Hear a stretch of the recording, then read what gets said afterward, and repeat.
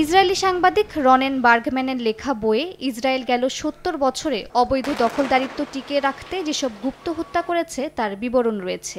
Israel প্রতিষ্ঠার পর ২৭০০ জনকে তেল আবিব গুপ্ত হত্যা করে বলে উল্লেখ আছে বইটিতে। নিহতদের বেশিরভাগই ছিলেন ফিলিস্তিনের প্রথম সারির নেতা। ফিলিস্তিনের সাবেক প্রেসিডেন্ট ইয়াসির আরাফাতকে বিষাক্ত তেজস্ক্রিয় পদার্থ দিয়ে হত্যার জন্য ইসরায়েলকেই দায়ী করা হয়।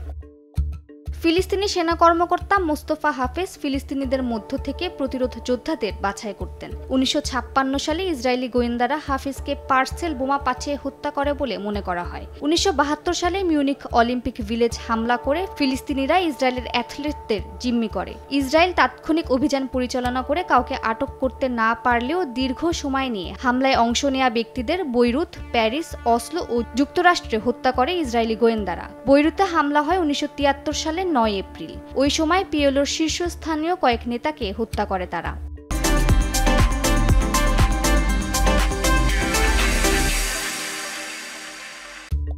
১৯৮৮ সালে ফাতা আন্দোলনের নেতা আবু জিহাদ এবং ১৯৯৫ সালে ফাতি সাকিকিকে গুলি করে হত্যা করে মোসাদের সদস্যরা। সাবেক প্রধানমন্ত্রী আইজাক রাবিন নিহত হওয়ার পর হামাসের বোম স্কোয়াডের সদস্য ইয়াহিয়া আয়েশকে ১৯৯৬ সালে গাজায় হত্যা করা হয়। হামাস নেতা খালেদ মেশালকেও কয়েকবার হত্যার চেষ্টা করেছিল ইসরায়েলি গোয়েন্দারা। একবার জর্ডানে তার উপর বিষ প্রয়োগ করা হয়েছিল, তবে শেষ পর্যন্ত মেশাল বেঁচে যান। ইসরায়েলি বন্দি বিনিময়ের জটিল এক খেলায় ইসরায়েলিদের কাছ থেকে সেই বিষ নিরোধক ওষুধ আনিয়ে মেশালের জীবন বাঁচানো হয়। খোদ মোসাদের প্রধান ড্যানি ইয়াটম সেই ওষুধ বহন করে নিয়ে যান আম্মানে।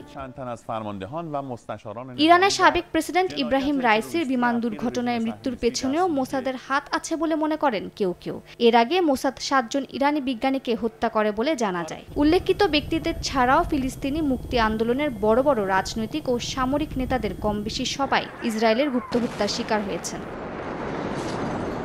মালিহা সুহরাওয়ার্দী, সময় সংবাদ।